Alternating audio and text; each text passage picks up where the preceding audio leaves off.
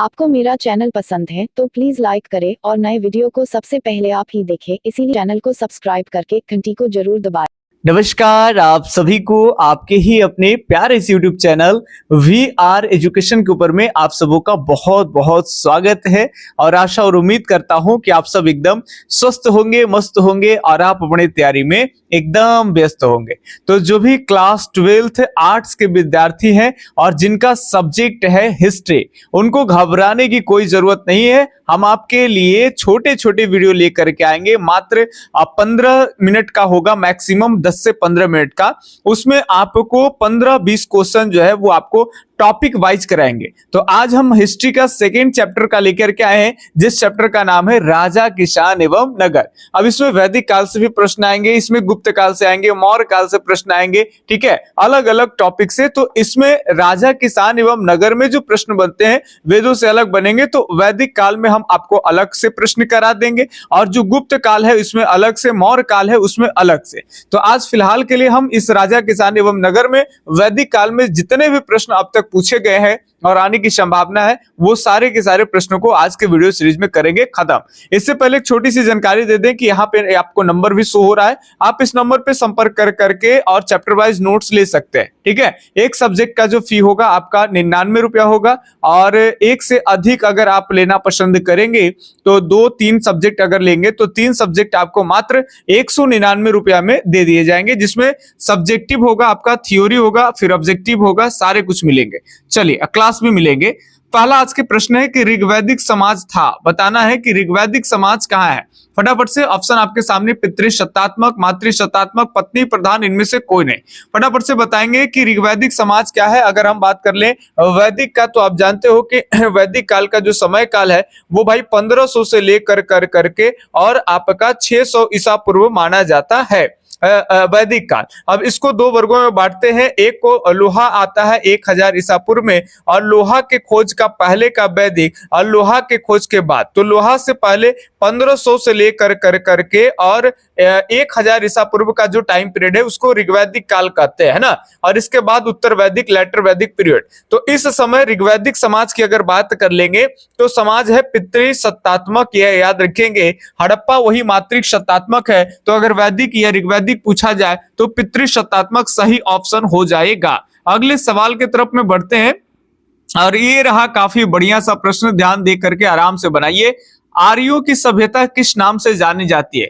जो सभ्यता आर्यों ने बसाए हैं उसे किस नाम से जानते हैं? ताम्र पाषाणिक सभ्यता, नव पाषाणिक सभ्यता, वैदिक सभ्यता, हड़प्पा की सभ्यता।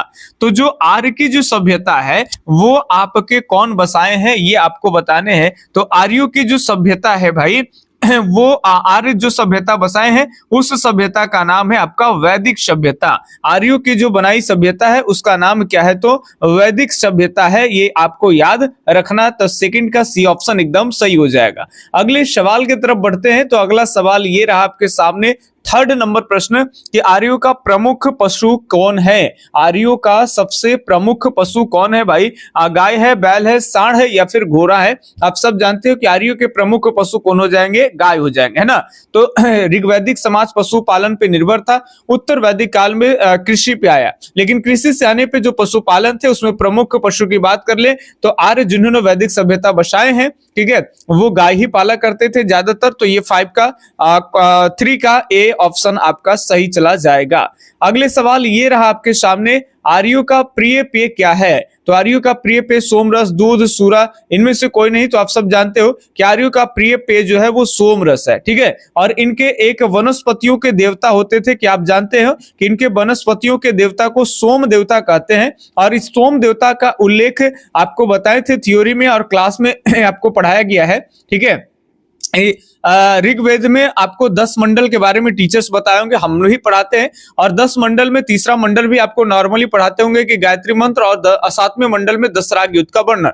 लेकिन इसी में एक 9वां मंडल है जिस 9वें मंडल में सोम देवता का भी उल्लेख है। और बाकी 10वें मंडल में पहली बार शूद्रों का उल्लेख मिलता है और वर्ण व्यवस्था का उल्लेख मिलता है। सारी चीजें आपको बहुत ही डीपली पढ़ाई जा रही है। एक छोटा सा जानकारी आप सबों को दे दे, ऊपर में मेरा नंबर सबसे पहले है, जो वीडियो बाद में देखे पहले देख सकते हैं, या फिर मेरा नंबर लिख सकते हैं 8825 और 376551। यदि सॉरी 6551 एक ही वन होगा।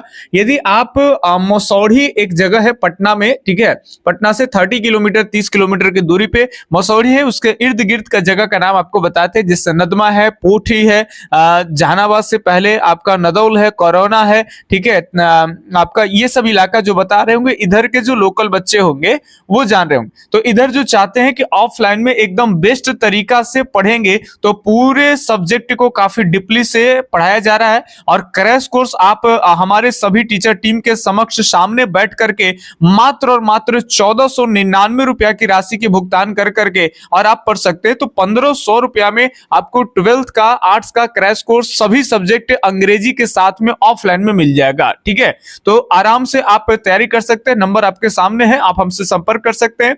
हमारा जो कैंपस है वो कहाँ है, तो मसौढ़ी आप स्टेशन से आइएगा तो 4 से 5 मिनट के दूरी पे आपका मसौढ़ी का सब्जी मंडी सबसे नामी है, जहां लोग पटना के प्रसाद तक भी सब्जी वब्जी लेने के लिए आते हैं। काफी सस्ता बाजार है। बस सब्जी मंडी का जो मेन गेट है उसके सामने आपको मिलेगा भारती आर्ट्स क्लास कर करके नाम से, ठीक है, वही चलता है। और ये मुख्य रूप से ऑनलाइन के लिए वीआर एजुकेशन, ऑफलाइन के लिए भारती आर्ट्स क्लासेस मसौढ़ी में। तो आप यहीं आइए, कहीं और जाइएगा तो केवल आपको ऑब्जेक्टिव ही पढ़ाई जाएगी, फंस जाइएगा। तो चलिए 4 का ये ऑप्शन सही होगा, सोमरस। और हम बढ़ते हैं 5वें नंबर प्रश्न के ऊपर में। ये रहा 5वें नंबर कि निम्न में से प्राचीनतम वेद कौन है। तो आपको 4 वेद पढ़ाए होंगे, काफी हल्का है। सबसे पुराना वेद कौन है, साम वेद है, ये ऋग्वेद है, अथर्ववेद है, यजुर्वेद है। तो सबसे पुरानी वेद की बात कर लेंगे तो ऋग्वेद है। आपके टीचर्स पढ़ाए पहला वेद ऋग्वेद। ऋग्वेद में 10 मंडल का साक्ष्य है, तीसरा में गायत्री मंत्र, 7वां में 10 राग युद्ध का वर्णन, 9वां में सोम वनस्पतियों के देवता सोम देवता के बारे में, 10वां में वर्ण व्यवस्था का उल्लेख। साम वेद संगीत का वेद कहते हैं। साम वेद का उपवेद पूछेगा, हमारे यहाँ सब चीज डीपली पढ़ाए जाएंगे। तो साम वेद का उपवेद गांधर्व वेद है। अथर्ववेद जादू टोना वाला वेद है। यजुर्वेद की बात कर ले, यज्ञों के विधियों का वर्णन है। और इतिहास में पहली बार चावल का साक्ष्य कहां से मिलता है, तो यजुर्वेद से। और आप जो पढ़ते हो कि 16 महाजनपदों में सबसे शक्तिशाली मगध है, और उस मगध जो शब्द हम देखते हैं, इस मगध का पहली बार उल्लेख कहां से मिलता है, तो ये आपके अथर्ववेद से मिलता है। सारा का सारा फाड़ू क्लास चल रहा है और यहाँ पे आपको यूट्यूब पे हल्के हल्के ऑब्जेक्टिव मिल रहे हैं। ऑफलाइन में आइए, काफी बेजोर तरीके से पढ़ाएंगे, नहीं तो आप वीडियो लेक्चर लीजिए, 99 रुपया प्रति सब्जेक्ट। चलिए प्राचीनतम वेद में आपका सही जवाब हो जाएगा ऋग्वेद। क्लियर। चलिए 5 का बी ऑप्शन सही है। देखिए जो भी 12th का हिस्ट्री है ना, अगर आप उसको पढ़ लेते हैं अच्छे तरीके से थ्योरी से, तो आपको अभी 12th में तो बहुत कम ऑब्जेक्टिव ज्यादा कर दिए गए हैं, तो आराम से आप कर लेते हैं। लेकिन अगर 12th हिस्ट्री को अच्छे से पढ़ेंगे तो आपको आगे हिस्ट्री में कभी दिक्कत नहीं होगा। चाहे आप दारोगा के एग्जाम बैठिए, चाहे बीपीएससी बैठिए, बिहार पुलिस बैठिए, कोई एग्जाम में बैठिए, कहीं से जीके जैसा आएगा तो हिस्ट्री से आप आराम से बना पाएंगे। इतने 12th हिंसी 3 बुक है, 12th एनसीईआरटी, प्राचीन भारत भी पढ़ना है, मध्यकालीन भी है और आधुनिक भी है, और सबको सब आराम से पढ़ाए जा रहे हैं। आराम से आप ऑफलाइन में विजिट कर सकते हैं, ठीक है। तो याद रखिए मसौढ़ी में भारती आर्ट्स क्लासेस जाना है, कहां पे आइएगा, मसौढ़ी सब्जी मंडी के पास आपको मिल जाएगा ये क्लास, ठीक है, जहां काफी बढ़िया तरीके से बेस्ट टीचर टीम के साथ और मात्र 1499 में सारी तैयारी कराई जा रही है। ऋग्वैदिक कालीन लोग किसकी पूजा करते थे, अब ये बताएंगे, काफी हल्का है। तो ऋग्वैदिक कालीन लोग जो है वो प्रकृति पूजक है भाई, वो प्राकृतिक पूजक है। विष्णु की पूजा नहीं होता है, लक्ष्मी की पूजा नहीं, शिव की पूजा नहीं। तो ये आपका सही जो हो जाएंगे वो आपके प्राकृतिक पूजक। मातृ अगर कहेगा कि देवी में प्रमुख देवी कौन है, तो मातृ देवी, और देवता में कौन है, तो अर्ध शिव पशुपति शिव, आप ये कह सकते हैं, ठीक। और फिलहाल के लिए इसका सही जवाब होगा बी ऑप्शन प्रकृति। अगले बात कर लेंगे तो वेदों का अर्थ क्या होता है, तो वेदों का अर्थ ज्ञान होता है, कर्म होता है, पूजा होता है, या फिर सुनना होता है। तो वेदों का अर्थ होता है ज्ञान यानी नॉलेज, ठीक है। तो ये आपका ये ऑप्शन सही चला जाएगा। अगले सवाल की तरफ बढ़ेंगे तो ये रहा आपका 8वें नंबर सवाल। ऋग्वेद में पुरुष सूक्त में सर्वप्रथम किस वर्ण का उल्लेख मिलता है, तो ऋग्वेद में पुरुष सूक्तों में सबसे पहले अगर किसी वर्ण का उल्लेख मिलता है तो यहाँ सही जवाब हो जाएगा आपका डी ऑप्शन शूद्र, सही जवाब होगा। फिलहाल अगले प्रश्न के ऊपर में बढ़ते हैं। तो अगले प्रश्न ये रहा, ऋग्वेद में मंडलों की संख्या कुल कितने हैं। हम आपको बताएं कि मंडलों की संख्या 10 है, और ऑफलाइन में तो बहुत बढ़िया से बताएं कि कैसे पहला मंडल, दूसरा मंडल, तीसरा मंडल ऐसे क्रम से नहीं लिखे गए हैं, पहला और 10वां मंडल को लास्ट में जोड़ा गया है। इसके ऊपर बहुत बढ़िया से विस्तार करके बताया। फिलहाल आपको 12th में काफी हल्के हल्के आएंगे, तो यहाँ भारी की कोई जरूरत नहीं है। ऋग्वेद में मंडलों की संख्या बताएंगे, ऋग्वेद में मंडलों की संख्या 10, ये ऑप्शन सही हो जाएगा। Repeat question. अगला 10 नंबर प्रश्न की बात कर ले तो बताइए सर्वमत के अनुसार आर्य कहाँ के मूल निवासी है। आर्य वो है जो संस्कृत बोला करते थे और भारत में आकर के वैदिक सभ्यता का निर्माण किए। मैक्स मूलर के हिसाब से बात कर लेंगे, जिनके बारे में मैक्स मूलर जो बोलते हैं उन्हीं के मत बहुत सारे विद्वान देते हैं। और मैक्स मूलर का कथन था कि आर्य मध्य एशिया से आए थे। तो यहाँ सही जवाब हो जाएगा आपका सी ऑप्शन। तो 10वां का सी ऑप्शन एकदम आपका यहाँ पे सही है, आर्य मध्य एशिया से आए थे। ऐसा कौन कहे थे? तो मैक्स मूलर। अगले सवाल देखें, निम्न में से निम्न वर्णों में किसे उपनयन संस्कार करने का अधिकार नहीं था? ब्राह्मण के, क्षत्रिय के, वैश्य के, शूद्र को तो उपनयन संस्कार करने का अधिकार नहीं था। तो वो कौन थे? तो शूद्र हो जाएंगे। शूद्रों को उपनयन संस्कार करने का अधिकार नहीं था। उपनयन संस्कार का मतलब हिंदू धर्म में 16 संस्कार होते हैं। मम्मी पापा का जब मिलन होता है तो वहां से मम्मी जब गर्भ धारण करती है तो एक संस्कार शुरू हो जाती है, पहला। और जन्म से लेकर करके मृत्यु तक जो है संस्कार चलता है 16। मृत्यु जब होता है तो अंतिम 16वां संस्कार होता है, जिसे अंत्येष्टि कहते हैं। वहीं बीच में उपनयन संस्कार 11वां संस्कार होता है। सभी आपको पढ़ाए हैं, ठीक है। जनेऊ धारण कराए जाते हैं, कलम कॉपी छुड़ाया जाता है, यहाँ से पढ़ने की काम शुरू हो जाती है। लेकिन इन सभी से शूद्रों को वंचित रखा गया था। ऑफलाइन में बहुत डीप पढ़ाया है कि ब्राह्मण के बच्चे का उपनयन संस्कार कितने वर्षों में होता था, क्षत्रिय के बच्चे का उपनयन संस्कार कितने वर्षों में होता था, और वैश्य के बच्चों का उपनयन संस्कार कितने दिनों में होता था। तो एकदम बढ़िया पढ़ना है, अच्छा पढ़ना है, एकदम ज्यादा नंबर लाना है। तो चले आइए भारतीय आर्ट्स। पिछले बार भी हमारे यहाँ से ऑफलाइन में आपके 440 नंबर जो है आराम से बच्चे लेकर के आए हैं, अच्छे से पढ़े हैं तरीके से और नंबर भी लेके आए। चलिए बताइए, बोगाजकोई नामक स्थान कहाँ स्थित है? अफगानिस्तान में, आर्कटिक में, एशिया माइनर में, या फिर डी ऑप्शन ईरान के क्षेत्रों में?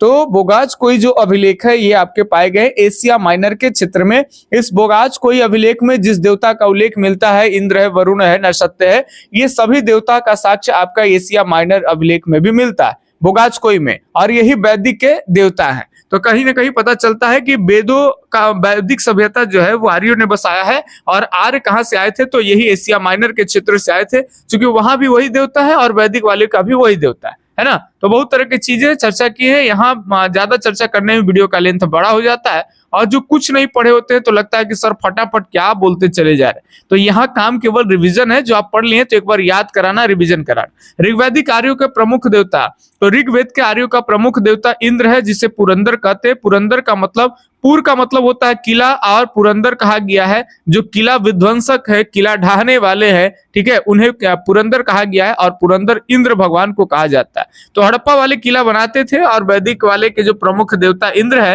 वो किला हड़प्पा वाले के ढा दी, है ना। तो आर्यों के प्रमुख देवता कौन है? तो आपके इंद्र हो जाएंगे। अब 2 सवाल और है, 15 प्रश्न हो जाएगा आपका कंप्लीट। ऋग्वैदिक में वर्णित दशराग युद्ध किस नदी के किनारे हुआ था? ऋग्वेद में जो दशराग युद्ध का वर्णन है वो आपके परुष्णी नदी के किनारे है। परुष्णी याद रखेंगे, इसे अभी किस नाम से जानते हैं आप कमेंट करके जरूर बताएंगे। ऑफलाइन में बच्चे जो देख रहे होंगे वो आपको बता सकते हैं, तो अगर वो देख रहे हैं तो जरूर बताएंगे। तो परुष्णी नदी जो है वर्तमान में किस नदी का नाम है, ये आपको कमेंट करके बताना है। फिलहाल के लिए सही जवाब होगा कि ऋग्वेद में दशराग युद्ध का वर्णन है वो परुष्णी नदी के किनारे लड़ा गया था। एक आपके ऋषि थे जिनका नाम विश्वामित्र है ना, पुरोहित थे, और बाकी राजा है। इनके साथ जो है 10 राजा थे विश्वामित्र के साथ में, जिन्होंने गायत्री मंत्र की रचना विश्वामित्र की है। वही 10 राजाओं की टोली बुला के लाए थे भरत वंश के राजा सुदास से लड़ने के लिए, और लेकिन 10 राजाओं को पराजित कर दिए सुदास। अंतिम क्वेश्चन आज का आपके लिए, उपनिषद मूलतः किस प्रकार के ग्रंथ है? कमेंट करके बताएंगे, राजनीतिक वाले, सामाजिक वाले, आर्थिक वाला, धार्मिक या फिर दार्शनिक वाले। तो उपनिषद किस प्रकार के ग्रंथ है? यदि आप अच्छे तरीके से पढ़ रहे हैं, आपकी तैयारी धुआंधार चल रही है, तो आप ऐसे सवालों का उत्तर आवश्यक दे पाएंगे। और अगर नहीं देने में आप समर्थ नहीं है तो भाई कोई दिक्कत नहीं है, अगले सीरीज जब इसके बाद लाएंगे 15 क्वेश्चन के बाद, तो सबसे पहले इसका हम उत्तर देके आगे बढ़ेंगे, ठीक है। तो बाकी कमेंट करके बताएंगे इसका अगर सवाल का जवाब जानते हैं तो, और ये भी बताएंगे कि 15 क्वेश्चन में 14 का आंसर सही आपको बता दिए, तो इतने में से कितने सवाल आपके सही हुए। और सीरीज कैसा लग रहा है? क्या ऐसे क्वेश्चन अगर चैप्टर वाइज सभी को करा दी, हिस्ट्री, ज्योग्राफी, पॉलिटी, और आपको बेहद फायदा मिल सकता है ऐसे, तो क्या ये सीरीज आना चाहिए या नहीं आना चाहिए, ये भी कमेंट करके आप जरूर बताएं। और आप कहां से वीडियो देख रहे हैं ये कमेंट करें। बाकी मिलते हैं हम किसी अगले वीडियो सीरीज में, तब तक के लिए धन्यवाद। जय हिंद, अल्लाह हाफिज, आपका दिन शुभ हो, राधे राधे।